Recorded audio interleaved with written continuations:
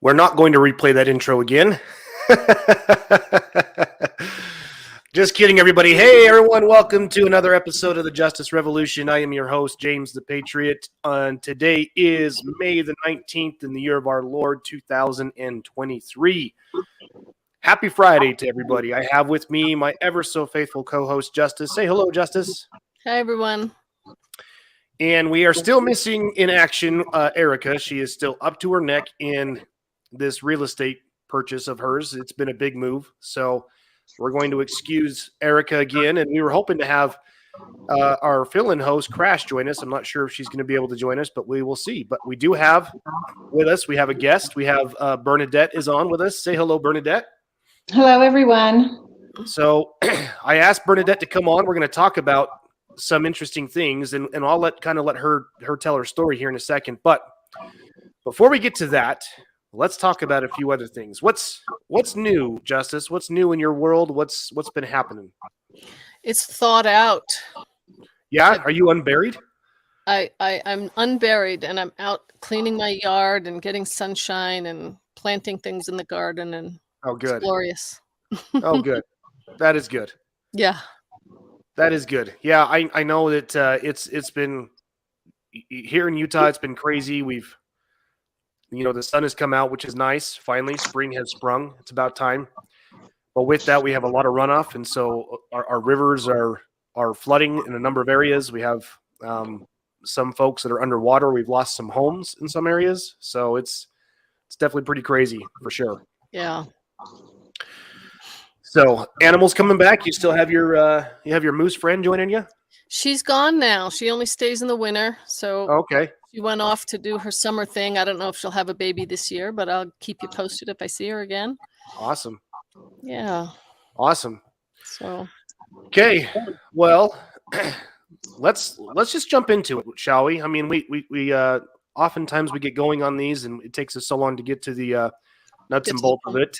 Let's just jump into it. And I do need to apologize, guys. I woke up this morning with a pretty bad head cold, so I apologize if I sound terrible.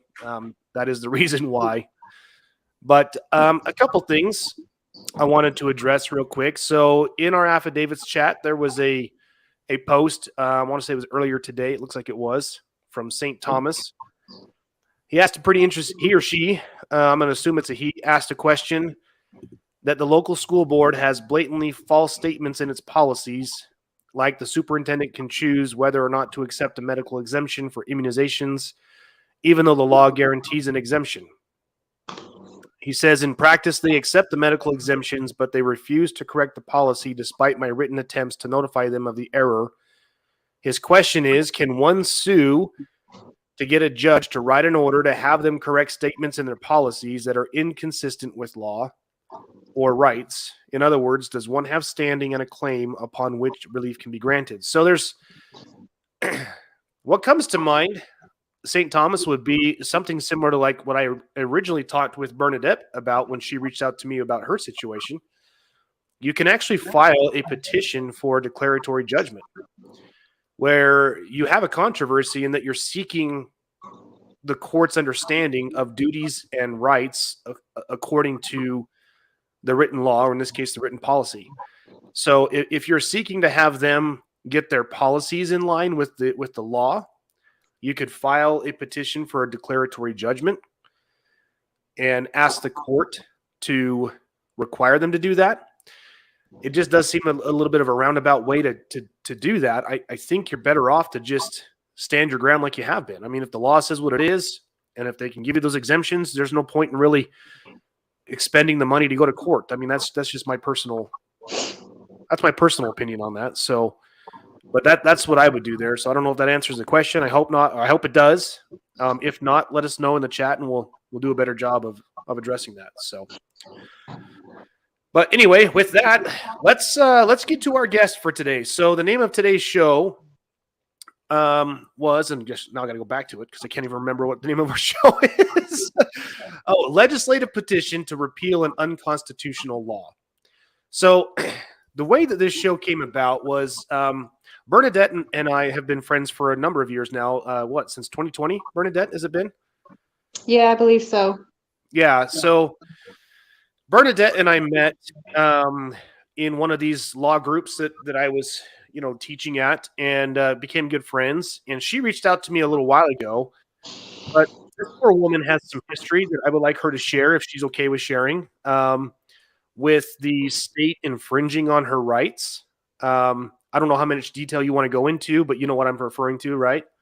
The 2-year-long battle that I yeah. Why don't you fill us in on that, just to give some context to everyone. So if you guys remember back in 2020, here in Utah, Utah decided to send our kids back to school in the fall of 2020.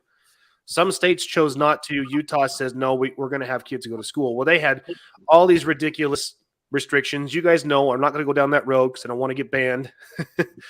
However, a number of parents expressed concerns, rightful concerns, and there was, at one of these meetings here in the Salt Lake City area, there was, I don't know, how would you describe it, Bernadette? It wasn't chaos, but it was pretty dang close. I think there was a lot of frustration on the part of the public. My dog may start barking because my son just got home. It's all good. I think there was a lot of frustration and especially by the parents at the school, at this school board meeting. Hold on just a minute. It's okay. I'll fill in. So there was a school board meeting where some parents were expressing their concerns during public comment.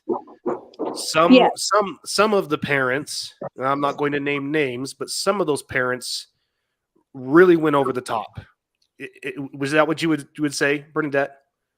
I don't know if they went over the top. I just think their frustration was at a boiling point. Yes, that's probably a better term.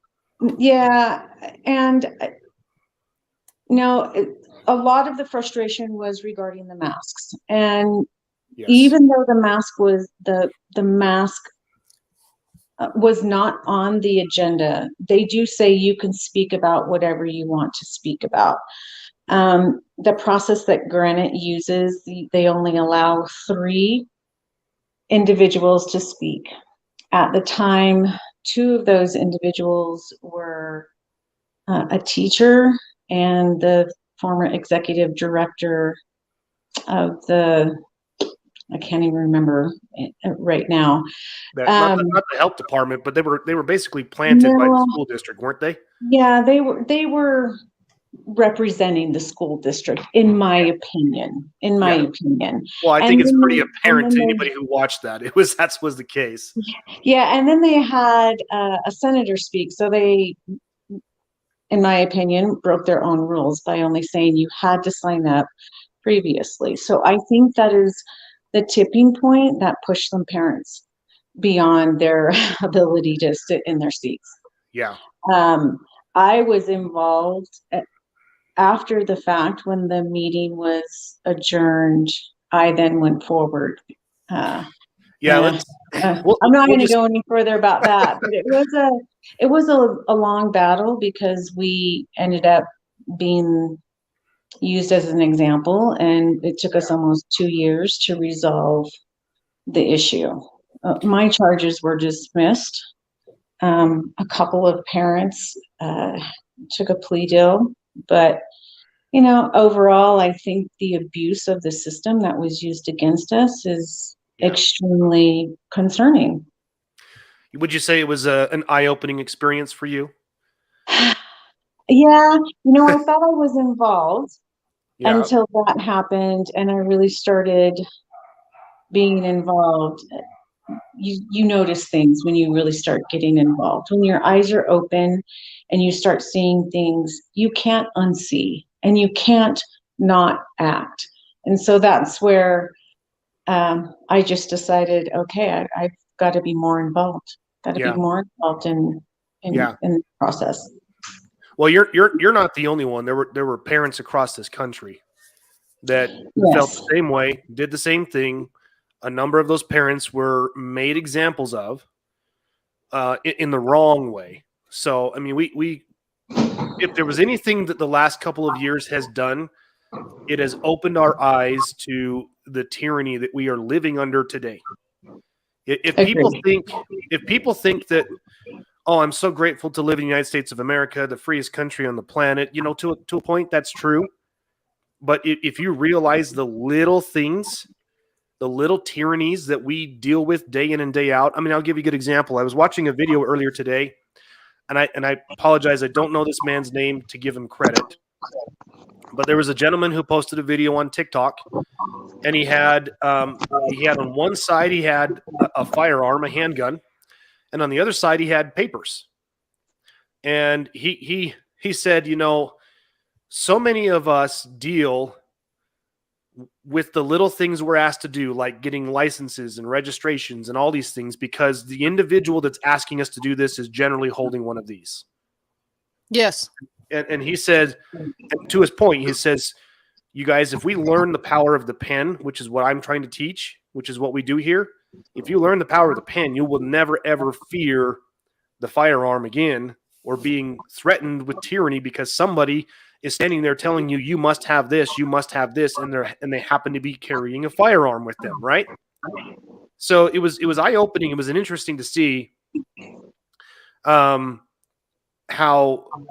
his point was, if you guys can believe this, he says, you know what you guys need to do? You need to start sending, what do you think he suggested we send out, Justice? We're just going to see if you can guess. Out affidavits. Oh my gosh, yes, affidavits. Can you believe that? He suggested sending out affidavits, because again, like I said, you guys, in our world, there again, let me be very clear. There is nothing that requires anyone to respond to any of your affidavits. But if they don't, it's to their detriment. Because if you bring that into court as evidence, say, hey, I gave you an opportunity to be the adult in the room. You chose to ignore me. Yes, it sets up a good paper trail. It does, which is something that Justice and I are doing right now. Let me give you a brief update on Justice's case, why I'm thinking about it. So most of you guys know we've been in this case with Justice's mortgage servicer and so on and so forth. We've ultimately decided our best course of action is to withdraw the case because the causes of action that we're moving under are really difficult to move forward with now in light of some new information and in light of Justice's privacy. I'm not going to go into details.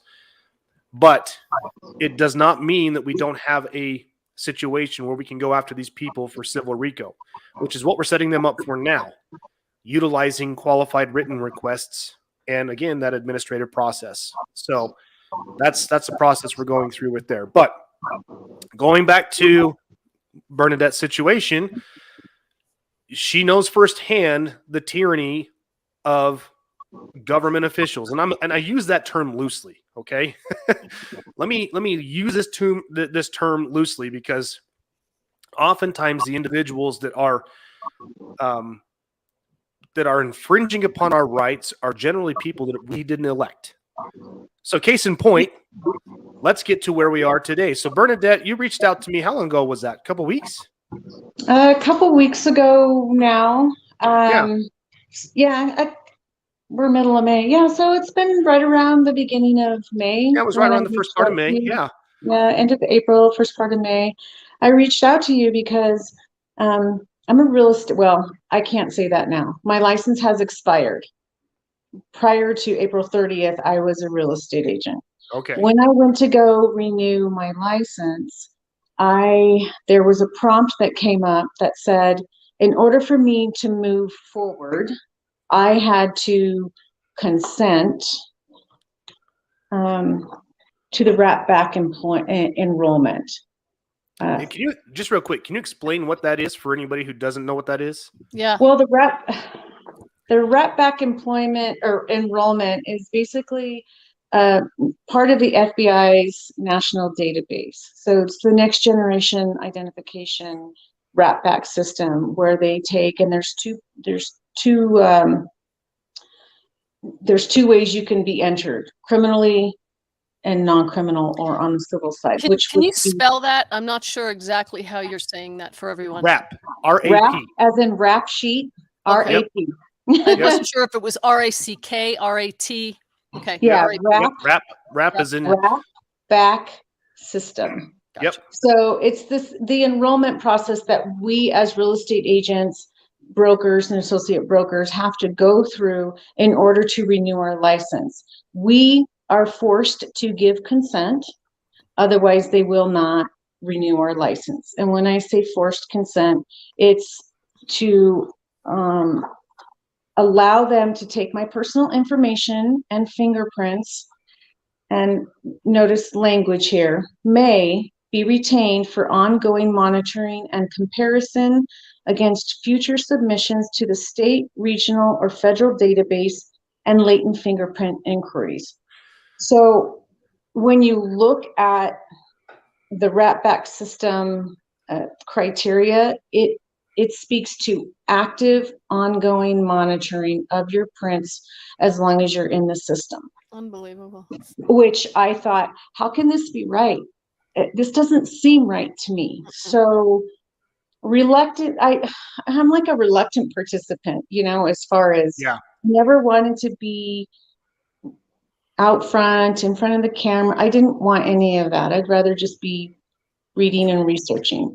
But as I started going into this, I thought, this is not right. So the first step I did was I reached out to my representative. I gave them, and this was back, this was SB, as in Sierra Bravo, 140 from the 2019 general session. This was a real estate amendment. This is a while ago. This is pre-mess. Let's just say that this is pre-mess. Yes. So when I reached out to my representative, my senator, his response was, hey, this only deals with mortgage lenders.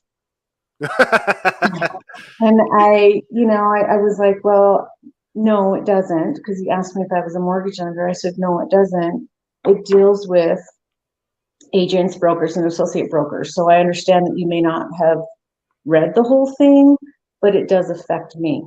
Yeah. And how can this be constitutional? And in my opinion, I feel like it's a violation of the Fourth Amendment. And so I put that in my response to him, and it was, well, the session is over and I've got people looking at it for next session. And just real quick, when did you reach out to him? When was that? This month. Oh, so it was this year. Okay. Yeah, this year. Because now, mind you, I was supposed to renew my license, but I found all of this information and started doing research, found the bill that it pertained to, and there's a lot of statutes that this will pertain to as well. Okay. With your fingerprints being put into the system and actively monitored on a daily basis. and let's just expound on that real quick, and the reason why Bernadette takes issue with this, and the reason why I take issue with this. Okay.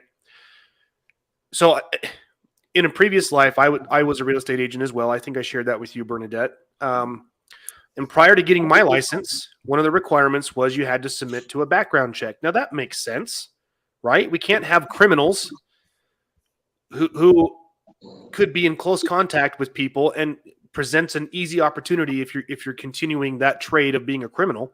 Right. We can't have that. And I understand that. However, the process at the time was you would go in, you'd fill out your form, they'd take your fingerprints, submit it to the database, and make sure there was nothing there, and then they would give you the fingerprints back. They gave them back to you, and then you were done. That's it. They didn't keep an active record or directory of any of your personal information, any personal identification information that's unique to you, i.e. your fingerprints. So what this law does, and let me preface this by saying you're going to hear the term law, and I use that term loosely. Okay? This is a statute. This is a code. This is a law as far as that goes. Remember, any law that is passed that is repugnant to the Constitution is null and void for full effect. Just remember that. So this law was passed, and I can kind of understand where their thinking was with this. Is like, well, hey, what happens if we have a real estate agent who passes a background check and then 4 or 5 years later commits some serious crime in some other state or some other place like that, and they want to come practice real estate here? So their thought behind it, and I'm speculating here. I have no clue if this is really the deal or what, but the speculation that I come up to, the conclusion that I come to is the idea behind this was, well, hey, if we maintain the database of these fingerprints, and if someone is arrested, they're going to get fingerprinted, it'll give us a hit, and then we can suspend their license. That's my thought behind that. Is that what you gather as well? Yeah, but prior to the suspension of your license, they would still have to go through a protocol that has been set by the Division of Real Estate to see if this is one of those crimes that falls under essentially their protocol rules and regulations as to whether or not they will suspend your license for a year, 2 years, 5 years. And it's not to say that if I committed a felony, there are certain felonies that would probably restrict me from becoming a real estate agent. Yeah. But if I disclosed and the felony was longer than 5 years, I may be considered eligible to obtain a real estate license. So they do have some exceptions there. Yeah. My issue was not with submitting to a background check. I was fine with submitting to a background check. However, what I'm not fine with is being forced to consent to having my biometric data, my personal property, put into a database that actively and ongoingly monitors my data. Yeah, it's a privacy violation. Absolutely. It's a privacy violation. So when I and it could be considered discrimination. Well, and we're going to get to that. I mean, because, like Bernadette said, she's been doing a lot of research on this. I actually asked her to dig into this. But real quick, SJ asked this question. The corporation is licensing. Why licenses? Statutes are not law. SJ, you're 100% correct. Statutes are not law. However, remember, we the people granted the authority to the government to regulate commerce. So when Bernadette chooses to become a real estate agent, she's choosing to operate in commerce, and therefore she must comply to those statutes as the real estate agent, not as the woman Bernadette. Okay, let me be very clear on this.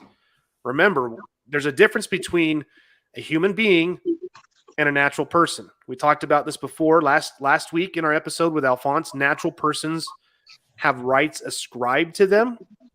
So a real estate agent is a natural person. Okay.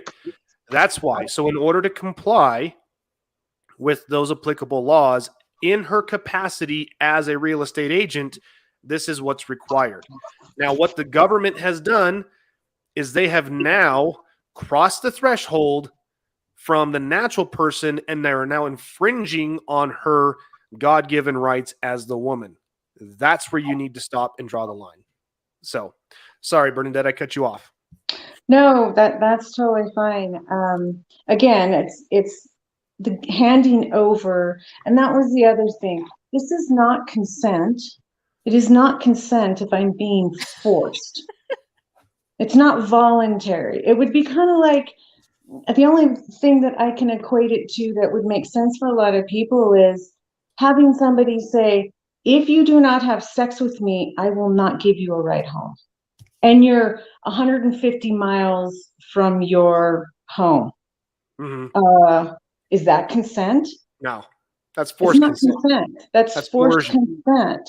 Yeah. So telling me that I have to, in order to go past this one screen, I have to sign and acknowledge this electronic waiver in order for me to get my license renewed. Yeah. That's not consent. It's Well, not that's any. the same issue that happened with these and with these. Yeah. And it doesn't discrimination pile on there too? Well, yeah, Because- yeah. So, I mean, I just wanted to, along those lines, Justice. This is no different than any of us, like myself, who had to travel during this madness. Mhm. Anytime I wanted to check into the airline, I was forced to accept their terms. There was no way around it. Right. No way around it. So discrimination. Yes, let's talk about that. Bernadette, why don't you share what you found and what your thoughts have been on that? Because it's been really enlightening. Well, mostly it's been in relation to the Constitution, both federal and the state, because not only does it violate the Fourth Amendment, but it violates the Utah State Constitution. Yep. Specifically Article 1, Section 1, Section 2, 3, Section 7, 13, 14, which deals with unreasonable searches, 25, and 27. And the thing that they speak to is they're saying that the U.S. Constitution, the federal Constitution, is the supreme law of the land, but they're enacting statutes that are contrary to that. Oh, hold on a second. Do you mean to tell me that 200 and what, I don't remember how many members of the Utah House we have, 230 something members of the Utah House and 50 members of the Utah Senate. Do you mean to tell me that these men and women are not learned enough to know that they are not allowed to pass laws that are in contrary to the federal Constitution? Is that what you're saying on this show, Bernadette? I'm just saying that I'm learning a lot about what our Constitution says for the state of Utah. And let me be very clear. Prior to all of this, I think I was just like everybody else, the average citizen, where you go about your day with your head down and you're working for your family to take care of your family and you're doing the right thing. And then something happens that stops you in your tracks and it forces you to look at things from a different angle. Yeah. And so that's why I started learning about this, started reading. And let me tell you, it's an overwhelming process. You can sometimes feel like you don't understand the language, but the more you read it, the more you ask questions, the more you look up. I think when I first started, I was like, all right, what does this mean? And then I would have to look up the definition and write it down. Okay, what does this mean? Yeah. And it's a lot of work. And I think people get overwhelmed with the fact that not only do you have to work and provide for your family, but now you have to spend all this time trying to protect your rights. And that's what our elected officials are supposed to be doing, because we, the people, have elected them. And then when you dig into this stuff, you realize that there's non-governmental organizations that are being given, authority to do things.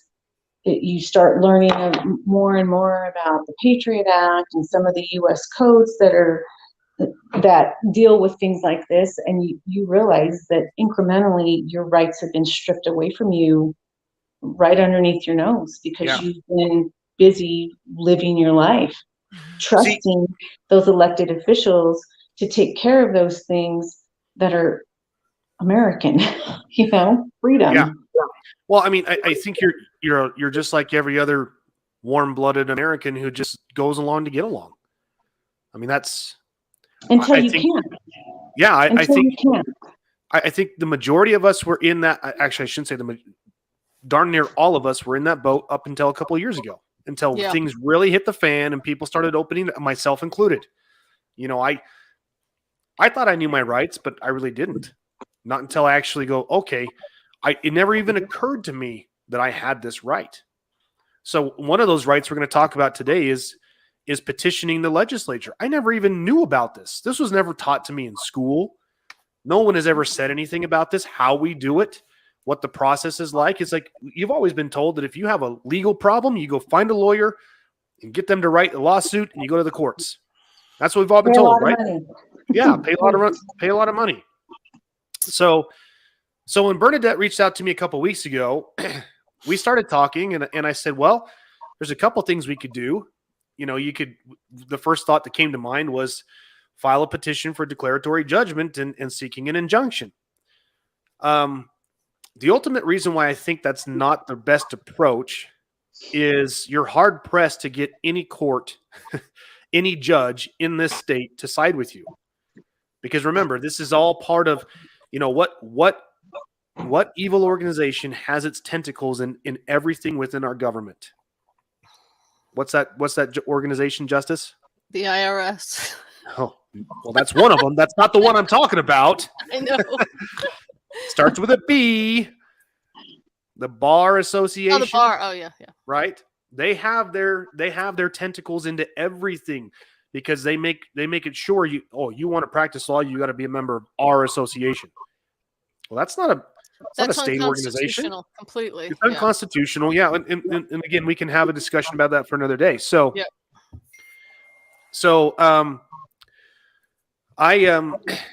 in talking with Bernadette, I said, well, I think our best approach is going to be to file a petition for redress or grievances with the legislature as the right dictates.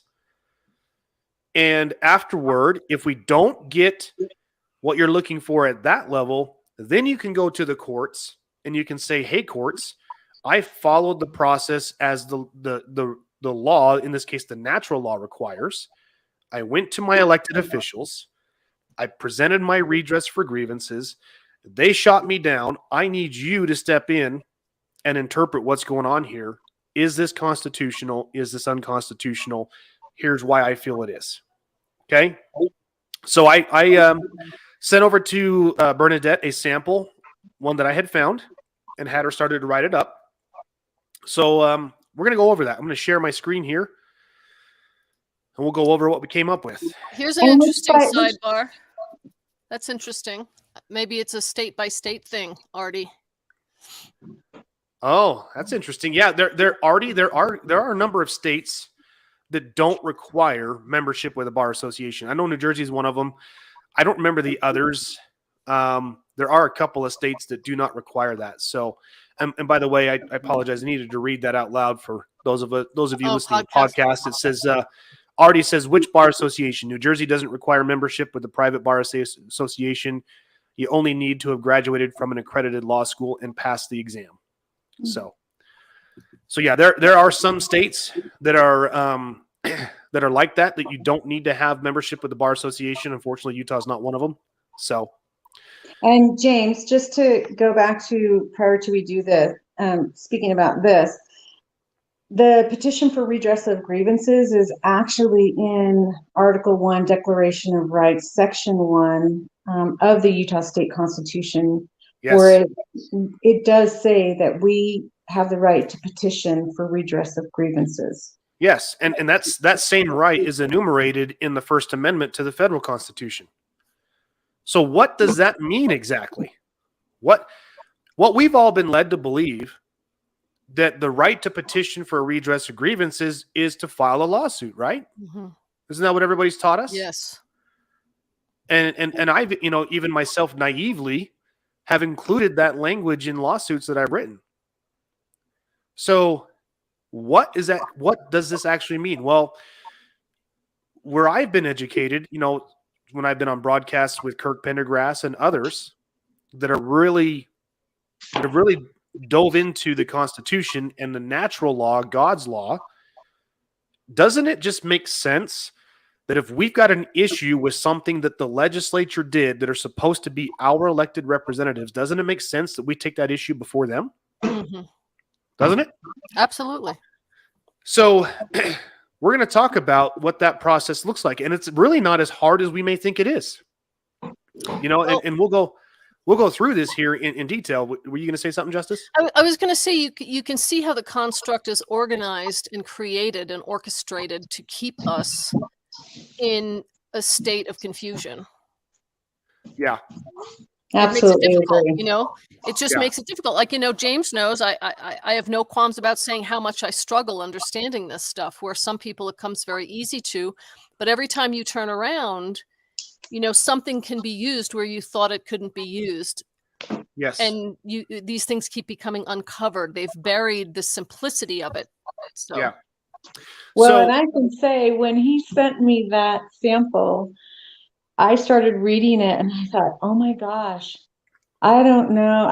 I'm not a technical writer. How am I going to word this to make it seem like I was just Professional. really, professional. I was just feeling very, very overwhelmed. So Right. what I initially did was I just started writing on a separate file. I just started a new Word document and I just started writing down my thoughts. And I did have another friend who was helping me, giving me ideas.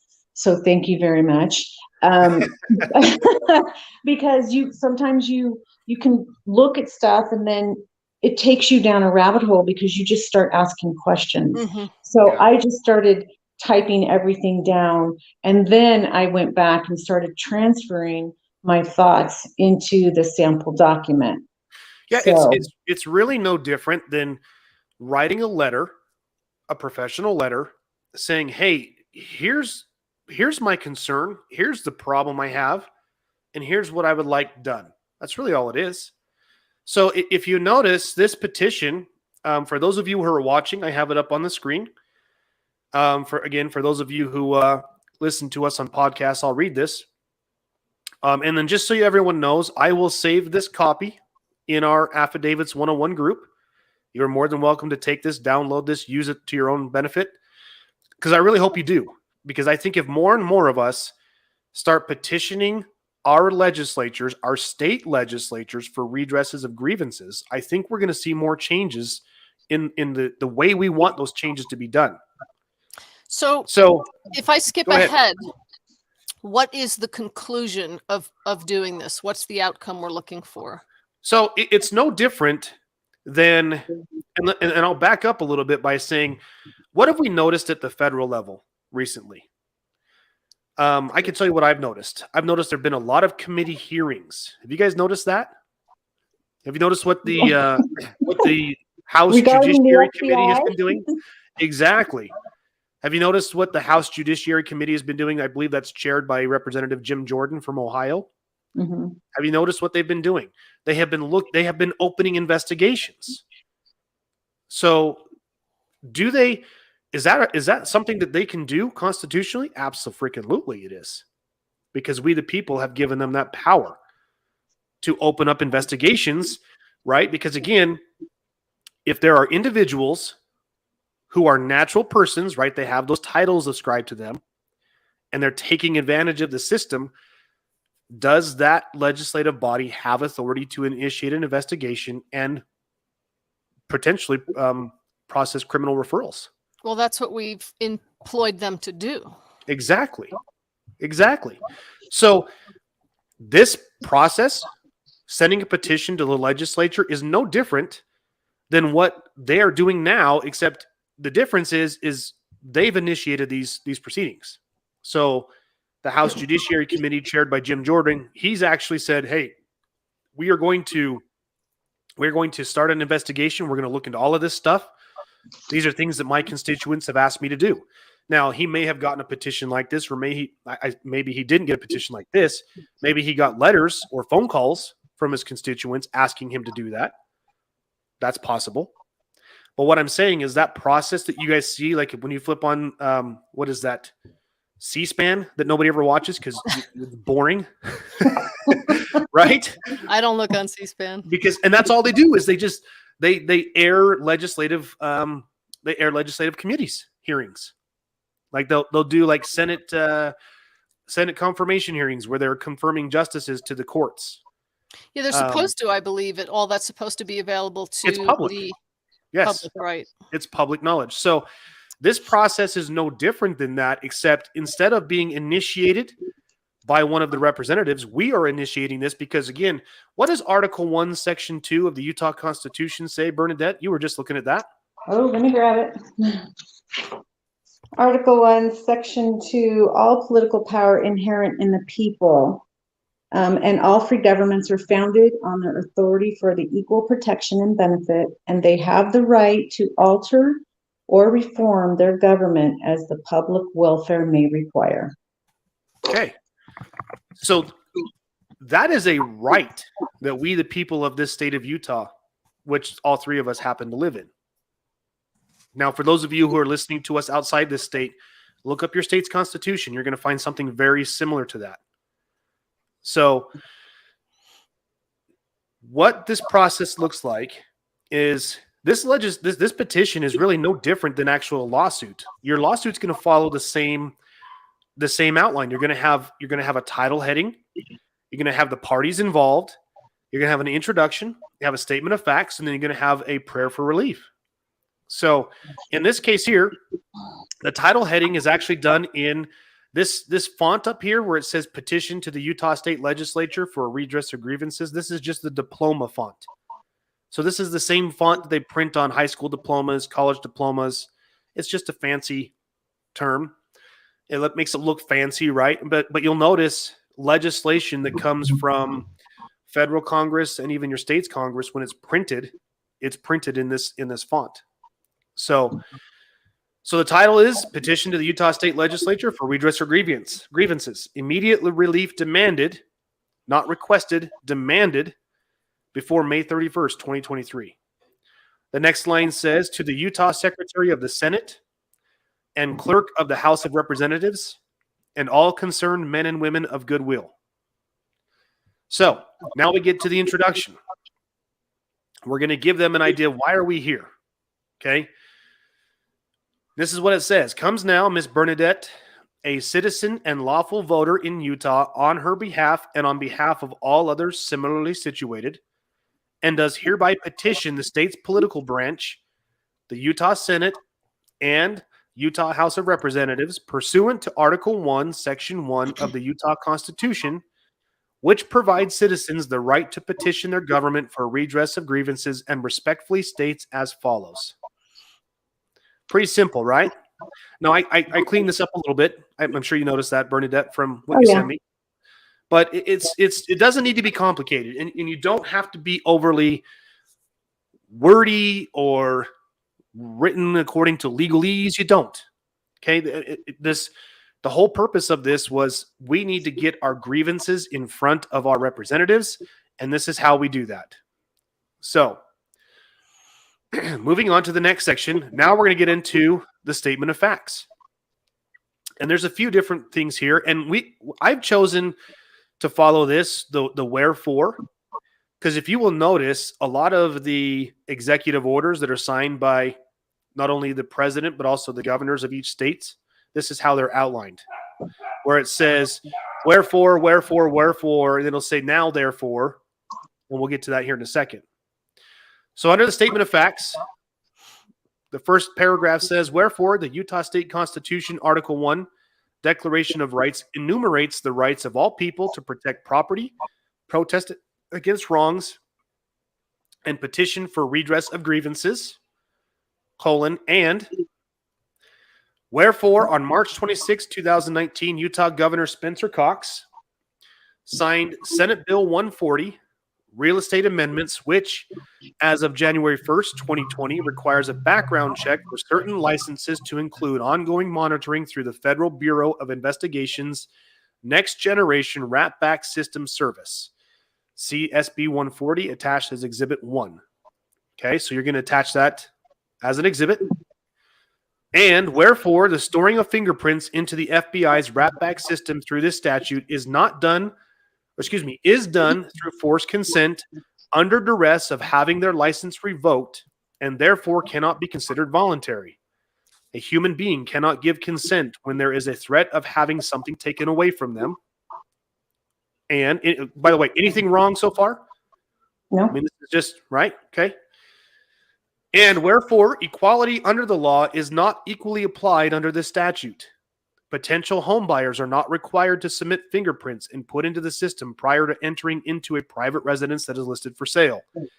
Likewise, other professionals who enter private homes are not required to submit to the requirements of the statute, such as plumbers, painters, and other like-kind professionals.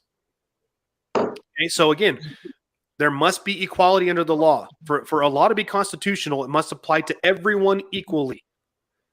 And you can't single someone of a particular group out. Otherwise, it constitutes a bill of attainder. You guys remember that? Mm-hmm. Okay. And wherefore equality under the law is a constitutional requirement. However, it is not present. Whoops, I got another little typo here. Should be, or is this House Bill? Yeah. House Bill 156, state job application process, also known as reducing barriers to employment for individuals with criminal records, reduces barriers for people with criminal records. However, Senate Bill 140 increases barriers by non-criminals by forcing agents, brokers, and associate brokers to submit their fingerprints into the FBI's wrapback system or lose their license by being denied renewal. Okay? Straightforward? Straightforward. Any questions so far on that? No. Okay. And wherefore it is not up to the government to protect 100% of the population 100% of the time. This would be unconscionable. This law allows for complete control and abuse of the American people and is counter to Article 1, Section 2 of the Utah State Constitution, where all political power is inherent in the people and all free governments are founded on their authority for their equal protection and benefit.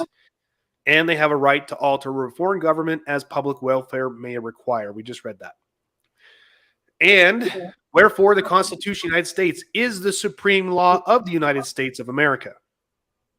Senate Bill 140 violates Amendment the Fourth. It violates the right of the people to be secure in their persons, houses, papers, and effects against unreasonable searches and seizures, which shall not be violated, and no warrants shall issue but upon probable cause supported by oath or affirmation, and particularly describing the place to be seized, searched, and the persons or things to be seized. So we're laying out the facts, right? And wherefore Senate Bill 140 violates United States Constitutional Amendment the Fourth and the Utah State Constitution, Article 1, Sections 3 and 14. We should actually put in all those other sections you found there as well, Bernadette, where Utah is inseparable from the Union, right against unreasonable searches and seizures. The state of Utah is an inseparable part of the federal union, and the Constitution of the United States is the supreme law of the land. Senate bill violates the Fourth Amendment, and by doing so violates the Utah Constitution and represents an unlawful exercise of power by the Utah State Legislature. I added that little piece in there. Okay? Now, the next part is our prayer for relief. So now we've stated our facts. Brief. Well, and excuse me, so I did add a couple other things just as I was doing some of this research, and that would have to be, maybe we can discuss it here, but as I was doing this, in my opinion, real estate agents do not, by definition, fall under the definition of position of trust. Because a position of trust refers to a situation where one person holds a position of authority over another person. Like a teacher over a student. Yes, and they use that position to his or her advantage to commit a crime or to injure the victim in some way. You know, as being a real estate agent yourself, that as a listing agent, you can be told you're fired. Yeah. I don't like you anymore. I don't like what you're doing. You haven't sold my house in 5 days like you said you would, or whatever the case may be, they can fire us whenever they want. Yeah, that's not a position of authority or a position of trust. I agree with you. So, and that's one of those other arguments you can raise. So I just did this, real quick. Like, I mean, obviously we can fine tune this before you actually file it. Right. But the next step in this is now we get to our prayer for relief. Okay, so we've stated our facts. What do we want? And this is what I stated. Now, therefore, we, the people of Utah, demand that you repeal lines 273 through 277 in Senate Bill 140 and all statutes that have been affected by Senate Bill 140. And now, therefore, we, the people of Utah, demand that you require the FBI to delete with verifiable proof, I typed that twice, any Utah citizens' fingerprints that have been taken and kept within the RAPBAC database thus far. And now, therefore, we, the people of Utah, demand that you provide compensatory damages to petitioner and any others similarly situated for a violation of the sacred rights by this legislative body that this body is supposed to protect. We have a grievance, right? Yep. What do we want? Does it mean they're going to give it to us? No, but they can't do anything for us unless we go for them and say, this is a grievance I have. Here's the issues I have. Here's what I want you guys to do about it. Now, I ended with this in conclusion. As one of the people of Utah, I echo the famous words of Thomas Jefferson from the Declaration of Independence that we hold these truths to be self-evident, that all men are created equal and endowed by their Creator with certain unalienable rights, among them life, liberty, and the pursuit of happiness, and that governments are instituted among men to protect these rights. We, the people of Utah, have delegated certain enumerated powers to this legislative body, and this statute represents an unlawful use of those powers, and as such, this body has a duty and an obligation to repeal this law. I plead with this body to remedy this grave wrong and to provide meaningful redress for this grievance. That's it. And then I put on here a notary public so you can get it notarized. And then the process from here, guys, it's pretty simple. Once you're done with that, you're going to march yourself up to the Utah State Capitol. You're going to get copies. Excuse me. You're going to get copies of this that's signed and notarized. You're going to file a copy with the Utah Secretary of the Senate and with the clerk of the House of Representatives, and you're going to ask, well, I should say, you're going to demand a hearing. You're going to say, I want a hearing on this before whichever appropriate committee, whether it's the House Judiciary Committee or the House Legislative Body Committee or the Senate Judiciary Committee, whatever it is. You're going to demand a hearing on it. So what happens? Sorry, go ahead. Do you have a grouping of realtors that are? No, so does no one really realize anything about this? I have actually, and I will not name names, but I've actually reached out to several real estate agents as well as a broker, and I even made a post about it. And nobody seemed to really think that it was that big of a deal. Oh, we have to do that. And I said, prior to 2019, the law was, no, they can't keep. Now they are saying not only are they keeping, they're being put into this FBI database where you're going to be actively monitored, and you don't think that there's any issues with that. Oh, well, I haven't done anything wrong. Yeah, see, that's This the is why we're in wrong this attitude. Position in America to begin with. You know what? I don't care if I'm being surveilled. I'm not a criminal. Right. And I have to say, I was there once too. Like, oh, hey, I haven't done anything. Like, I'm fine. I haven't done anything. But that's not the point. The point is the things that they're doing are unconstitutional. Mm-hmm. The laws, the bills that they are writing, they don't go through, not that I'm aware of. So maybe they do, but not that I'm aware of. They don't go through any kind of pre-constitutional check. Prior to a bill being introduced, they don't check to see whether it's constitutional or not. And maybe it's like on the back end. Well, if it's unconstitutional, then you file a grievance. Until then, we're just going to do it. Yeah. See, Right. this is the problem with our legislators. Not a one of, I guarantee, well, I shouldn't say not a one of them. Less than, geez, I don't know if I could put a number on it, but I would say less than 5% of the members of this legislative body here in the state could even enumerate any one of these enumerated rights. They couldn't tell you. If you were going to say, hey, which section in the Utah Constitution guarantees me the right to petition for a redress of my grievance? You'd be shocked if anybody could give you an answer because they don't know it. And it's because of ignorance. And this is the problem that I have is these people, they just think that they can get in there and they can pass whatever they want. They write it down on paper. They get a bunch of other idiots to go along with it. They get the biggest idiot of them all to sign it, and they call it a law. And the problem that the courts have taken, which is a big problem, is they presume all laws to be constitutional until challenged. Yep. And so what are we the people to do? That's backwards. Exactly. I mean, it's backwards. So what I did, one of the things that I added was I'm saying, hey, we demand that prior to any bill being brought forward, that it has to go through a constitutional check prior to the introduction of that bill onto the House of Representatives or the Senate floor. Doesn't that just seem like normal process? Yeah. And if it's found to be unconstitutional, it can't go forward until the next general session. And it must not violate our federal or state constitutions, no exceptions. Yeah. And then I also added, and you could probably, because you're much better at wording this, I noticed just in the last couple of years going through the sessions that if they can't pass a bill, then they just send it off to the Office of Administrative Rules for passage. Yes. And so part of what I asked or demanded was that all the proposed bills that are found to be in violation of our constitutional rights shall not be sent to the Office of Administrative Rules for passage. Yeah. Because they tend to do that. That's their cop out, right? Oh, we couldn't get this passed on the House floor. Okay, well, let's just go ahead and send this over and make this a regulation. Make this a rule.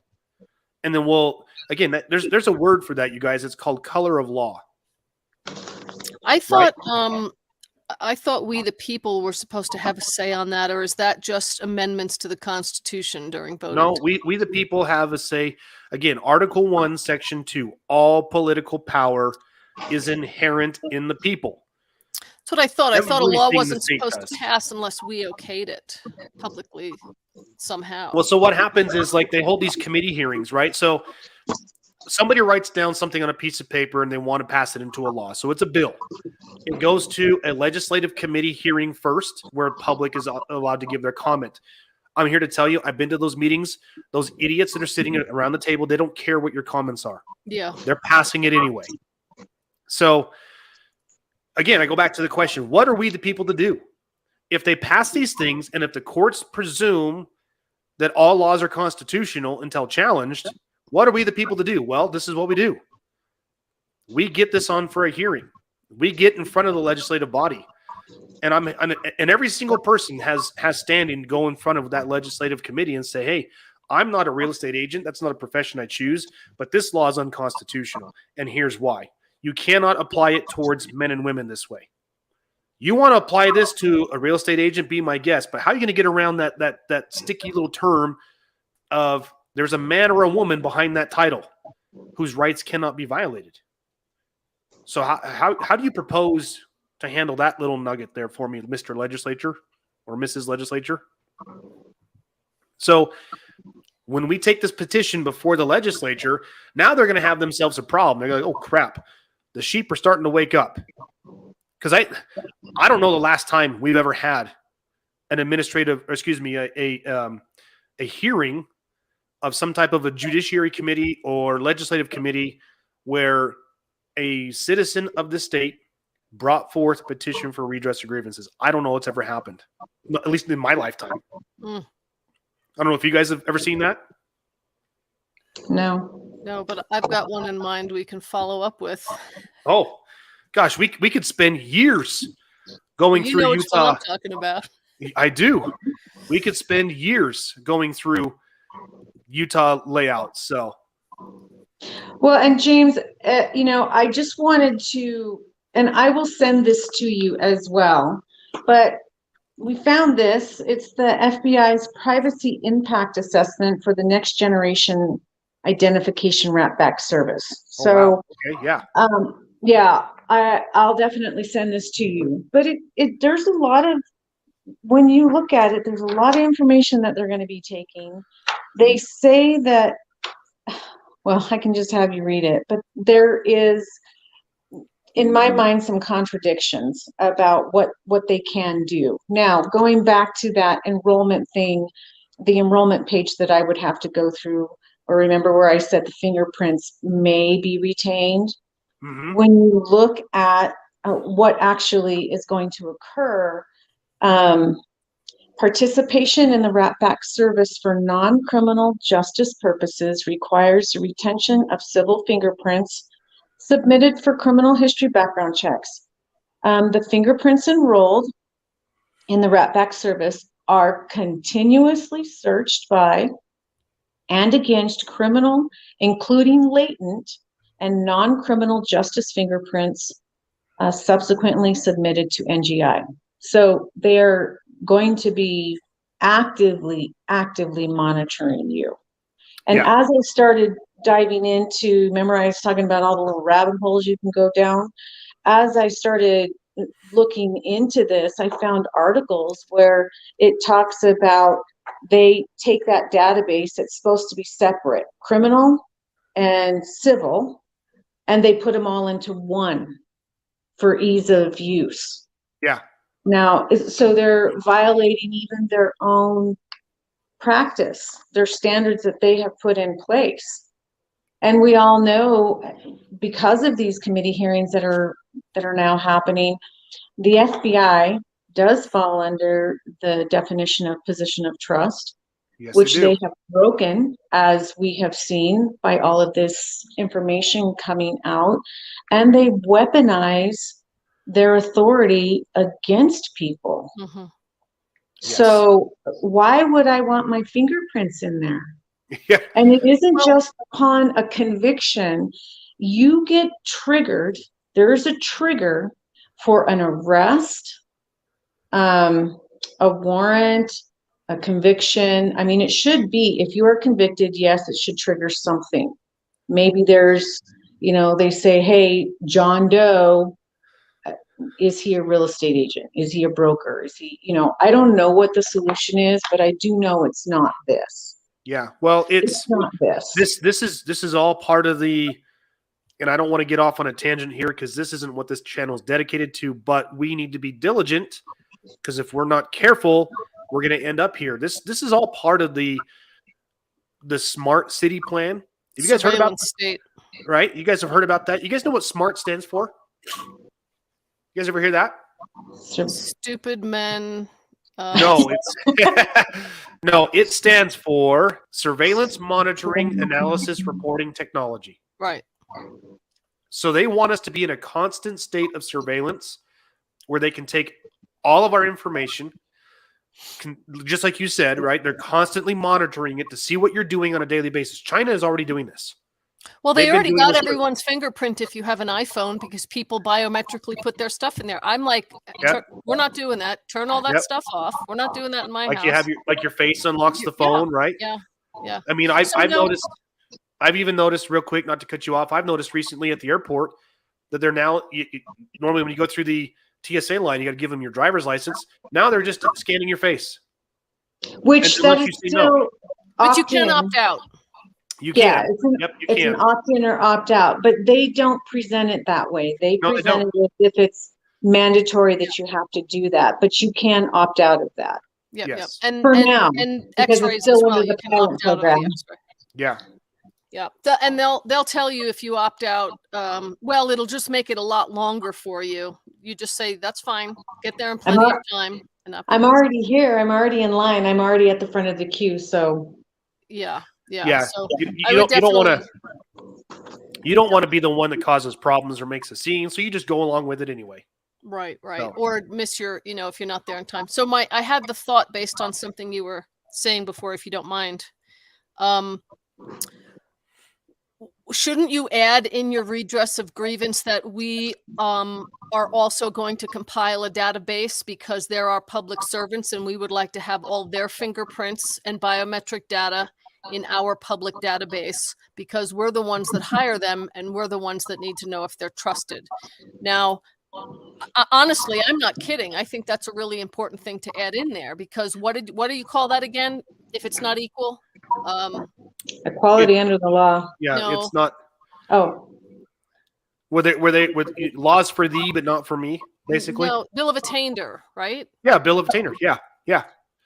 Where So- it's a law that provides a punishment. I mean, Yes, and so that's what we pay our tax dollars to hire them, and they're entitled to privacy. Yes. So that makes no sense to me. So I don't know that if that was my thing, I would put that in there somewhere, requesting that as well. Well, I mean, it brings to mind. I saw this video again, and I apologize. I keep bringing up references to videos, and I don't know who they are to give them credit to. That's okay. But there was some gentleman. He may have been a preacher of some kind, where he asked a question. Okay, is this the NBA or the NFL? And he says all these numbers. Have you seen this one, Bernadette? Yes. Where he said, yeah. 35 of these people have been arrested on felony charges of this. 25 have been for sexual assault and all these other things. Did you see this video? I did. And they get to the end, and he says, okay, now was this the NBA or the NFL? And people are like, oh, the NFL, the NBA. He said, well, would it surprise you to say it's neither of those? It's actually members of Congress. Mm-hmm. So if there's anyone that we need to be tracking, it's the members of Congress, both That's federal what I'm and saying. state. That's what I'm saying. How do we put that in there to pose it in an intelligent way that it's their responsibility to compile a database of their biometric information for us to make sure that they're not committing crimes against us, which is being exposed at the moment. Exactly. And they do actually compile, which is, as I started going down the rabbit hole and all this stuff, they do compile information on their own employees, FBI, DHS.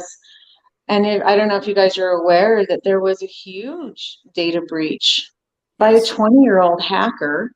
And they finally caught him, but it exposed like a lot of records from the FBI and their own employees, the FBI, the DHS. And I'm thinking to myself, why would I want to put my biometric data in there if they can't even keep their own data safe? Right. But is that data we have access to? No, it's not. That's my point. That's my point. Which is another interesting part of this whole thing. When I called and asked to see if my prints were already on file, I just wanted to know. They said, no, Utah is a closed record state. You can't get that. We don't discuss that over the phone. I said, okay, then I'll just come in. Well, we can't give that to you. I said, why? If I can present like my driver's license, my social security card, like information, identifiable information that the state has given to me, no, we can't do that. You have to go back to the party.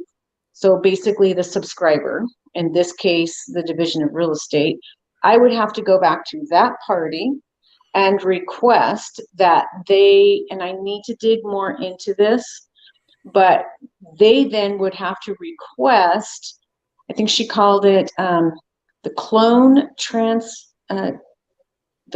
transfer request form. Mm-hmm. And they would then check to see if the prints were on file. If they were clonable, they would send them back. Then that party could notify me. However, they're not required to notify me if my prints are on file. It's so unlawful. So how do you get your own biometric data back? It's so unlawful. So how would you even know if, and part of what I was reading through here is they say that they will get rid of the information if I decide not to be a real estate agent anymore, they would get rid of my information. Or would they? The only thing they do is they they then say the subscriber no longer has access to it. That's different than removing the data. They're not getting rid of anything. So Oh gosh. it kind of contradicts itself. And again, I was just thinking, oh my gosh, what am I going to talk about? Because there's so much that and when you read this, James, you're going to go, oh, goodness. Well, I'm not surprised. I'm not, because again, anytime the state gets involved with a federal agency, no good comes of that ever. I mean, there's a reason why we have 50 sovereign nations. That's what we are. We are 50 sovereign nations who have formed a coalition, a confederacy, and we have a federalized, centralized form of government for relations between each one of our 50 sovereign nations. I don't know if you guys knew that, but we are technically 50 sovereign nations. That's why the Roe versus Wade went back to the states, because it was unconstitutional to have that as a federal, because that's an oversight of power. It's an overstep of power. Again, that violates the 10th Amendment, right?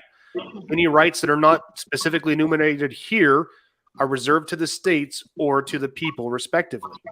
So in this case here, so when we get this petition ironed out, I'm going to help Bernadette file it. I'll even be happy to go, man, just get me in front of those people. I'll tear them to shreds. I would love to. I would love to. Well, I was going to ask you, you are coming with me. Oh, I'm going to, because I'm going to be like, hey, which one of you morons, and I won't say that, I'll be tactful about it. I'll say, which one of you idiots, because that's a more tactful term than moron.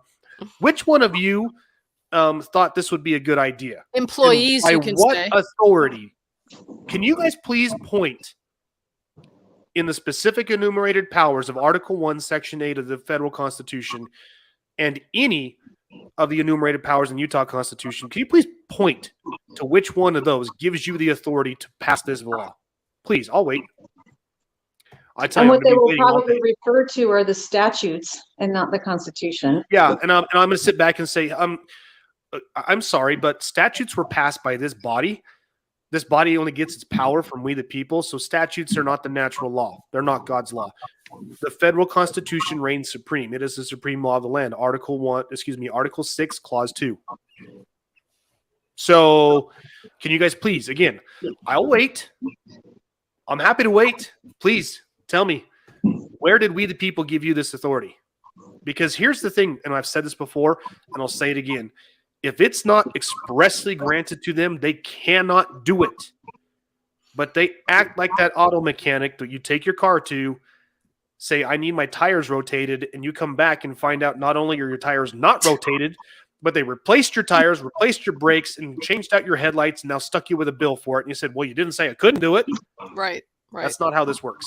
Well, they seem to be under that mindset of don't ask for permission, ask for forgiveness. Yeah, and that is not the foundation of this constitutional republic. That's not. Well, they know that were.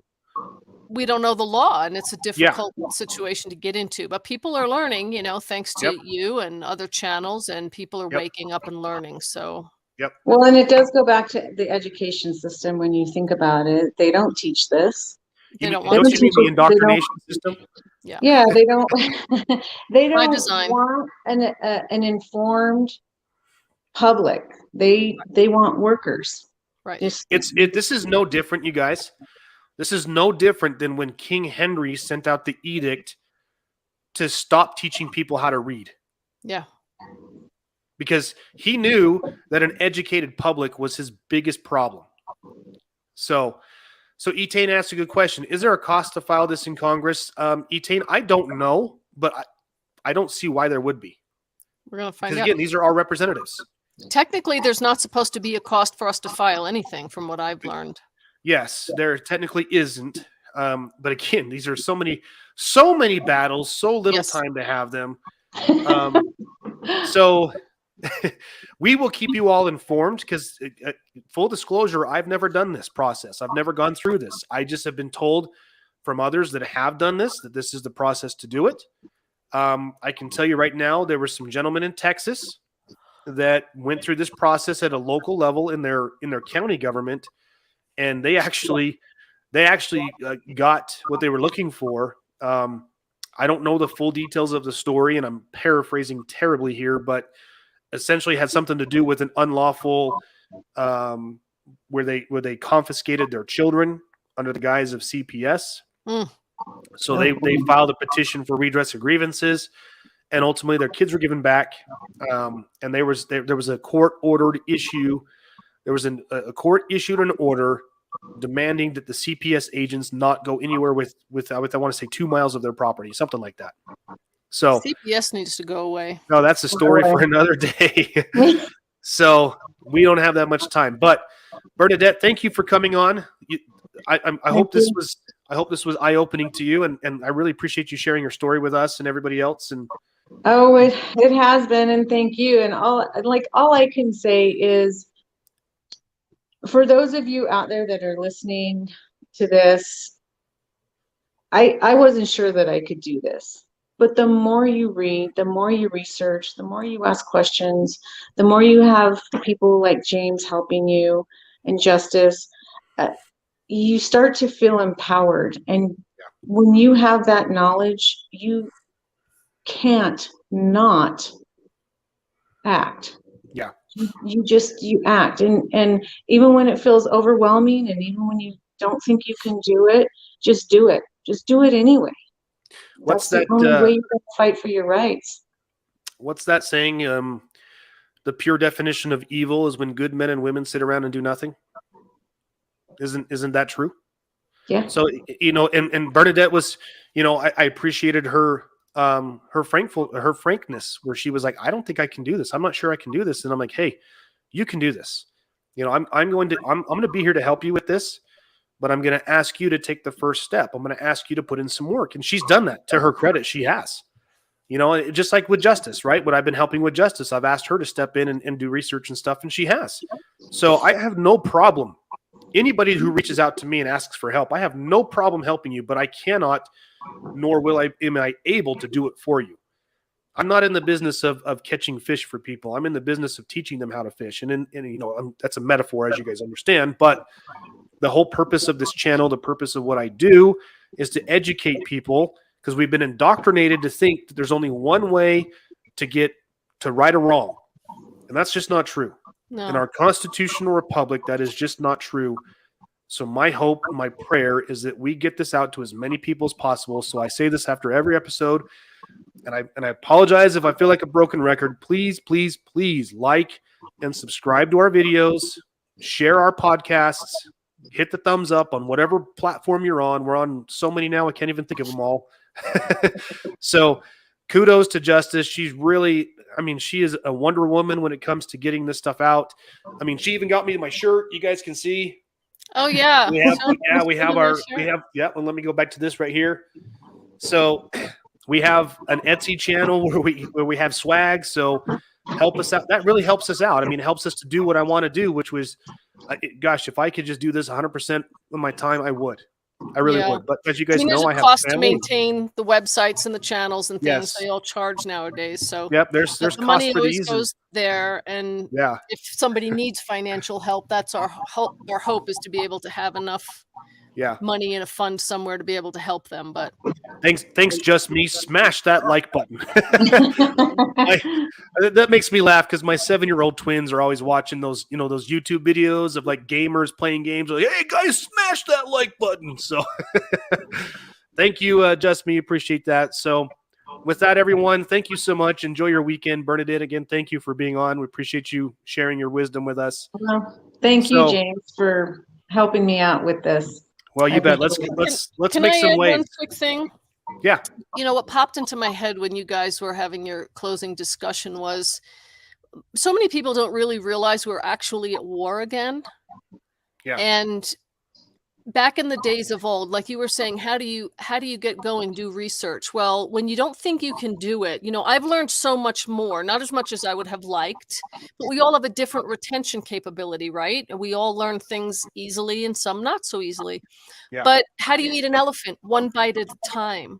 If you don't continue to take a step forward, you'll never continue to learn. And your children and your grandchildren are going to be the ones that suffer, except for in this war, this is now a paper war and an information war. We don't have to pick up arms. Yeah. Yeah. Knock on wood, thank God. But we do have to do something and stand up to protect our rights, because nobody's going to come in and protect our rights except for ourselves.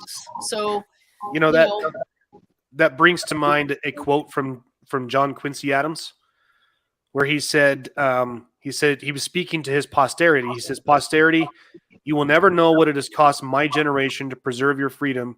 I hope you will make good use of it." right. So are we making good use of it?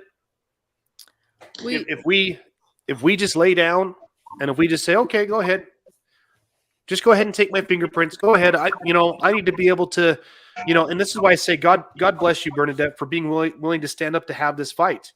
Yeah. Because I know this is your source of income, and that's a huge step to take. Where you're like, hey, I'm not going to do this. I'm not going to just bend over. And my thought to this whole thing is, if I can't protect my own rights, how can I instill that trust in a buyer or a seller to protect their rights, to protect their most precious asset, which is their home? Yeah. I mean, to me, it's a no-brainer.